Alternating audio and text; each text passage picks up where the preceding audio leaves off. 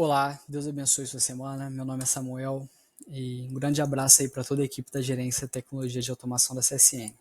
Bom, nesse vídeo eu vou estar respondendo o questionário elaborado pelo André Balta, ganhador 8 vezes do prêmio MVP, onde ele traz os questionamentos que para ele são pertinentes a uma entrevista de programador C Sharp. Ele traz perguntas para um estagiário, um júnior, um pleno e um sênior. E veja que depois ele não fez um vídeo trazendo as respostas, então eu venho deixar aí minha contribuição para a comunidade. Salvo que elaborei um resumo para me auxiliar nas questões que eu não tenho domínio e para responder todos de uma maneira mais clara, poder fazer um vídeo sem cortes. Enfim, ele começa com a seguinte pergunta: o C Sharp é uma linguagem tipada, compilada e gerenciada. O que isso significa? Bom, ela é tipada porque cada variável expressão ela possui um tipo de dado associado. Né? O compilador ele pode realizar verificação de tipo durante a compilação para garantir que os tipos de dados sejam usados de maneira correta no código. Ela é compilada porque antes da execução do programa, o código-fonte escrito em C Sharp é traduzido para binário, linguagem de máquina. E o compilador do C Sharp ele converte o código em Common Intermediate Language, que é uma forma de bytecode, e depois esse código é executado por meio de uma máquina virtual, como CLR do .NET. Ela é gerenciada porque a gente não tem que lidar com liberação dos recursos de memória. Quando você cria um objeto novo, ele já é liberado em memória pelo um ator que é o Garbage Collector, que, diga-se de passagem, tem no Java também. Próxima questão. O que é o Intermediate Language? Bom, é a linguagem intermediária gerada a partir do compilador do C Sharp. Né? Ele vai ler o código e gerar outro recurso, que vai ser um binário com um Intermediate Language já definido, que vai ser lido e interpretado pelo CLR do .NET.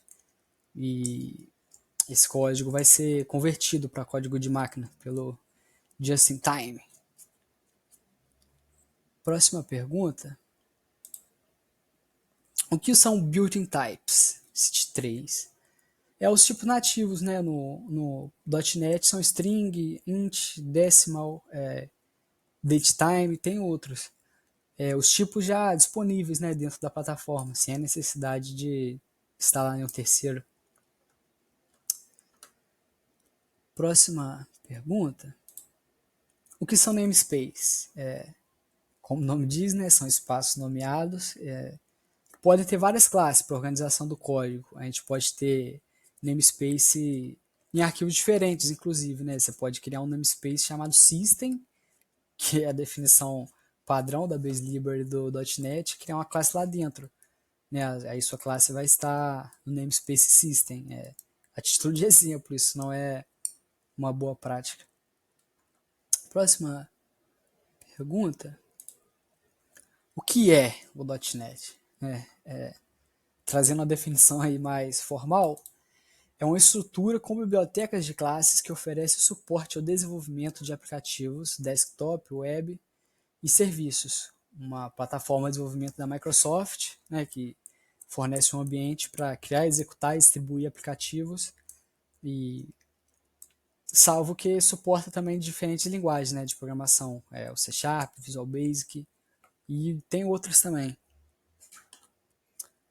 A próxima pergunta já é para um desenvolvedor júnior. O que são classes, o que são objetos e qual a relação entre eles? Bom, as classes são o trecho de código que define o comportamento de um objeto e o que ele terá de estado, de propriedade, métodos, eventos. E é quando você extensiona uma classe, você está criando um objeto, que seria aí a materialização do trecho de código que define a classe em memória. E né, você não tem classes em runtime, você tem objetos. E você não tem objetos em desenvolvimento, você tem classe. Próxima pergunta. O que são interfaces e qual a diferença entre interface e classe abstrata? Bom, interfaces são um contrato que define um conjunto de métodos que uma classe deve implementar. Elas só podem conter métodos abstratos, sem implementação. são implementadas por classe para fornecer funcionalidade. E já as classes abstratas podem conter métodos abstratos e métodos concretos. Com a implementação, elas podem ter variáveis de instância e construtores e permite herança única. Tá aí o gancho para a diferença entre elas, que está nessa questão da orientação do objeto. Né? O C# ele não permite herança múltipla. Com a classe, ela pode implementar múltiplas interfaces, mas só pode, né, estender uma única classe abstrata. E a interface é usada para definir o comportamento, digamos, enquanto a classe abstrata é usada para fornecer uma base comum para a subclasse. Próxima pergunta. O que os modificadores de acesso? Explique os modificadores de acesso que temos no .NET.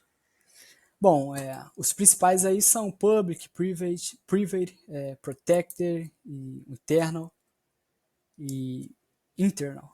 Eles determinam a visibilidade e acessibilidade dos membros, né, como variáveis, métodos, propriedades em classes e estruturas, garantindo aí a segurança e um design apropriado. O Public, ele permite o acesso do membro em qualquer parte do código, dentro ou fora do assembly. O Private, como o nome diz, né, ele restringe o acesso do membro apenas dentro da própria classe ou estrutura. O Protector, ele permite o acesso ao membro dentro da própria classe ou de classe que herdam dela. E o Internal, ele permite o acesso ao membro apenas dentro do assembly que está definido. Né? Se na sua solution, por exemplo, você tem dois projetos. No projeto A, você criou uma classe, que é Internal, e ela só pode ser visualizada dentro daquele projeto A. O projeto B não vai conseguir enxergar ela, mesmo que você tenha colocado a referência aquele projeto A. Bom, próxima pergunta. Qual a finalidade do Virtual? Bom, de maneira sucinta, é sobrescrever determinado comportamento. Né? Você, por exemplo, fez um método na classe A e na classe B você fez herança da classe A, por padrão você não pode fazer a sobrescrita do método que tem A não ser que você, né, no método que tem A, você coloque o virtual, que permite que você faça a sobrescrita dentro das classes que herdam da classe pai. Próxima pergunta. O que são sealed classes? Bom, são classes seladas, como o nome diz, né? Elas não permitem que nenhuma outra classe herde daquela classe. Por exemplo, eu crio uma classe chamada nível 2, eu coloco ela como sealed. Se eu criar uma classe nível 1, essa classe não pode fazer herança da nível 2. Né? De maneira grosseira, a gente pode dizer que é o inverso do virtual, né? Ali a nível de classe, para bloquear a parte da sobrescrita, né? Já que essa classe não vai poder ser herdada por nenhuma outra. A próxima questão, já é uma questão para dev pleno. Defina o Solid. Bom, Solid é um conjunto de 5 princípios de design de software que vai promover um código mais limpo, né, mais fácil de manter, para criar um sistema mais flexível, escalável. E eles são a responsabilidade única de uma classe, abertura para extensão e fechamento para modificação, substituição segura de tipos, segregação de interfaces específicas e inversão de dependências para desacoplar componentes. Bom, próxima pergunta. Cite 3 design patterns e quais problemas eles resolvem. Bom, eu vou citar o Observer Pattern, que permite que objetos observadores sejam notificados automaticamente quando o estado de objeto observado muda, e ele evita o acoplamento forte entre observadores e sujeitos, permitindo atualizações dinâmicas.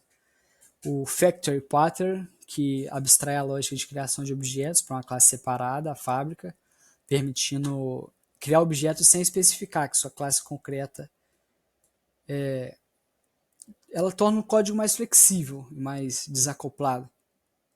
E o Strategy Pattern, que vai facilitar aí a seleção e a troca dinâmica de algoritmos ou de comportamentos específicos em termos de execução.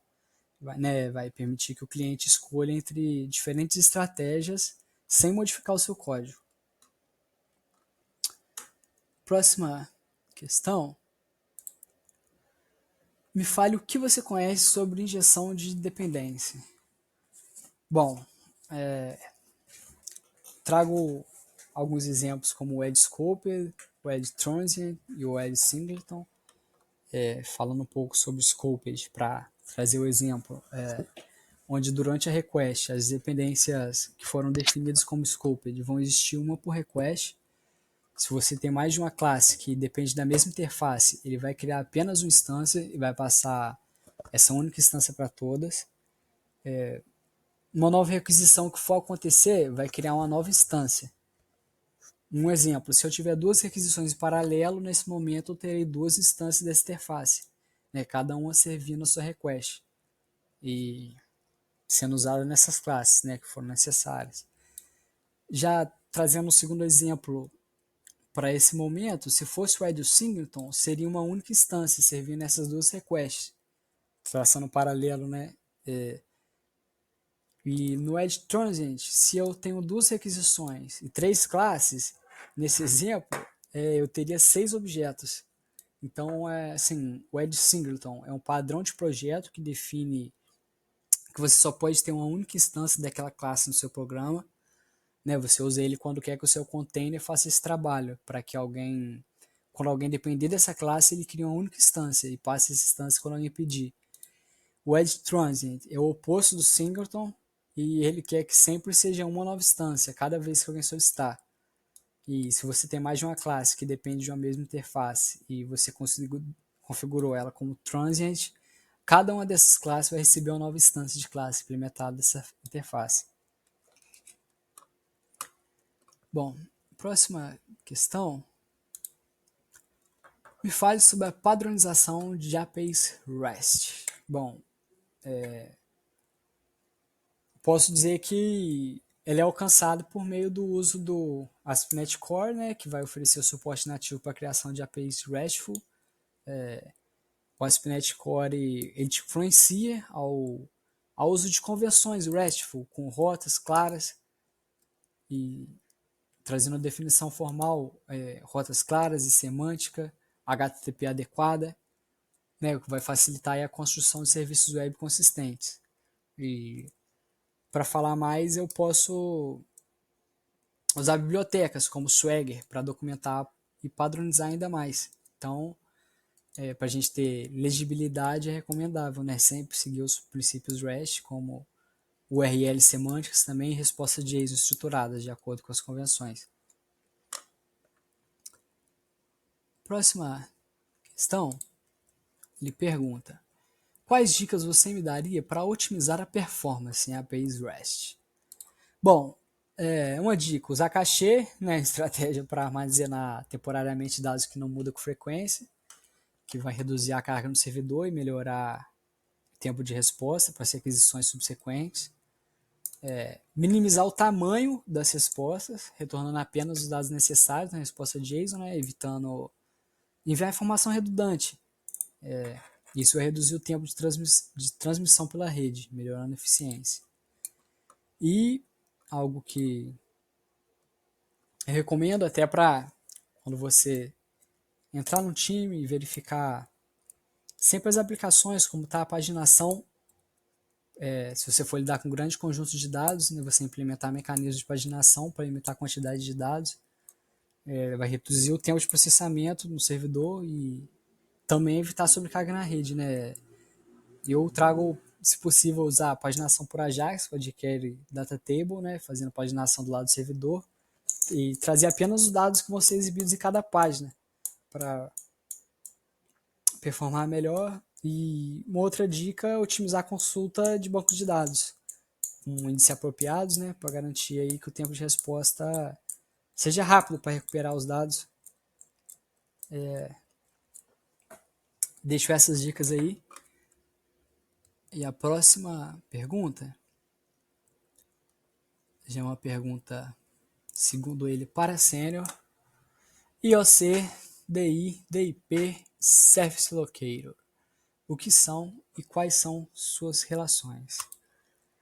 Bom, começar com o IOC, Inversion of Control, é um princípio de design de software onde o controle da execução de programa é transferido para um componente externo que gerencia a resolução de dependências e a configuração de objetos.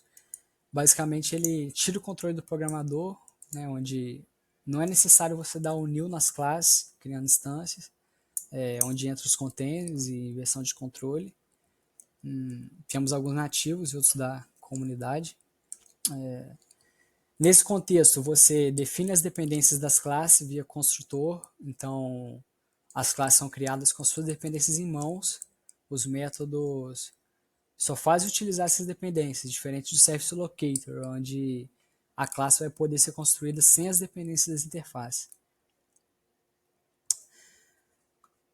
O Dependency Injection é uma técnica que implementa o Inversion of Control, permitindo que as dependências de objetos sejam injetadas por um mecanismo externo, ao invés de o próprio objeto criar suas dependências. O Dependency Inversion Principle inverte as dependências de suas classes para que a injeção seja mais fácil. É um princípio de design relacionado que estabelece que os módulos de alto nível não devem depender de módulos de baixo nível. Os dois devem depender de abstrações. Você tem que passar a depender de abstrações ao invés de implementações. Em outras palavras, é depender de interface, não de classe. Para ter um acoplamento mais saudável, porque a interface pode ser manipulada mais fácil, óbvio, facilitando testes. Service Locator é um padrão de projeto para localizar dependências e serviços por meio de um objeto disponível no contexto, centralizando aí a localização e obtenção de serviços em um único componente, que vai proporcionar uma forma flexível de obter implementações completas de interfaces ou classes abstratas. Um exemplo, se o método precisa usar duas interfaces A e B, você pode obter os serviços necessários do Service Locator, ou seja, ao executar o método, você pede ao Service Locator para encontrar e fornecer as interfaces A e B que você precisa, e ele é responsável por localizar e disponibilizar esse serviço durante a execução do método. Então, as relações entre esses conceitos a gente pode definir que é o Dependency Injection e o Service Locator são implementações práticas do Inversion of Control, e o Dependency Inversion Principle é um princípio fundamental que orienta a construção de sistemas baseados em injeção de dependência, facilitando a aplicação do Inversion of Control. Bom, próxima pergunta. ORM, MicroRM e ADO puro. Quando e onde usar cada um? Bom, de maneira simples, o ORM ele é mais pesado que o MicroRM, que é mais pesado que o ADO puro. O ORM ele já traz para facilitar o seu acesso ao banco de dados, a montagem das queries, materialização dos dados, o tracking dessas informações. E claro, você vai ter mais código executando, né? As camadas de execução de métodos de classe que estão sendo chamadas ali vão piorar a performance. E o ADO puro ele já acessa diretamente o controle, né, para trazer os dados. Então você pode escrever um código mais performático. Então, quando usar cada um, vai depender da necessidade da performance. Por exemplo, se a sua definição de API lenta está sendo quebrada, né, você definiu que ela tem que devolver em 200 milissegundos. Aí você tem um endpoint que está passando. E aí você pode otimizar usando outras opções, né, que são menos mão na roda, porque você trabalha mais, mas você vai ganhar performance. Bom, próxima questão. Ele pergunta: DDD ou Data Drive? Quando, onde e por quê? Bom, essa eu trago a definição mais padrão. No contexto de desenvolvimento do .NET, a escolha entre o Domain Drive Design e o Data Driving depende do tipo e complexidade do sistema a ser desenvolvido. Se você está lidando com um domínio complexo e regras de negócio intricadas, na verdade, como em sistemas de comércio eletrônico, o DDD pode ser mais adequado. Isso porque o DDD foca na modelagem do domínio e nas interações entre as entidades do negócio, proporcionando um design mais alinhado com as necessidades do domínio. Por outro lado, em sistemas mais simples, onde a manipulação direta de dados é primordial, como é aplicativos CRUD, né, o Create, Read, Update e Delete. Uma abordagem data-driven pode ser mais eficiente. Isso envolve o uso direto de estruturas de acesso a dados, como o Entity Framework, nosso Entity, para simplificar a interação com o banco de dados. Em resumo, a escolha do DDD, quando o foco principal é a complexidade do domínio e a expressão clara das regras de negócio, enquanto o data-driven é mais apropriado para aplicações simples ou orientadas principalmente a operações de banco de dados. Próxima pergunta é: qual o seu checklist para garantir a performance das suas APIs? Bom, de um ponto de vista leigo, meu, diria maior tempo de resposta aceitável, né? Você definir um tempo que vai variar de aplicação para aplicação, né? Para o seu cenário, a sua realidade. Você verificar os insights do APM, que o APM é uma ferramenta que vai monitorar a performance da aplicação em runtime. E aí ele vai te dar o feedback e seria importante você dar atenção para ele. E outra ferramenta é o Dot Trace também, que ele faz trace e ele exibe uma visualização ali trazendo quanto tempo gasta cada método dentro de uma determinada execução. Considero bastante interessante. Bom, e a última pergunta que ele faz para um sênior é: quanto tempo você leva para fazer uma tela CRUD? Bom, não sei se essa resposta era esperada, mas em geral uma tela CRUD simples pode levar de algumas horas ou dias, né, para ser implementada completamente. Fatores que vão influenciar aí como o design da interface, integração com o back-end e os testes também, vai fazer variar esse tempo para a conclusão. E utilizando frameworks e bibliotecas adequadas é possível agilizar o desenvolvimento da tela CRUD de forma eficiente. Então, o tempo necessário para criar uma tela CRUD ele vai variar dependendo da complexidade dos requisitos e das tecnologias utilizadas. Enfim, chegamos ao fim. Espero que tenham gostado. Deus abençoe a sua semana e tamo junto.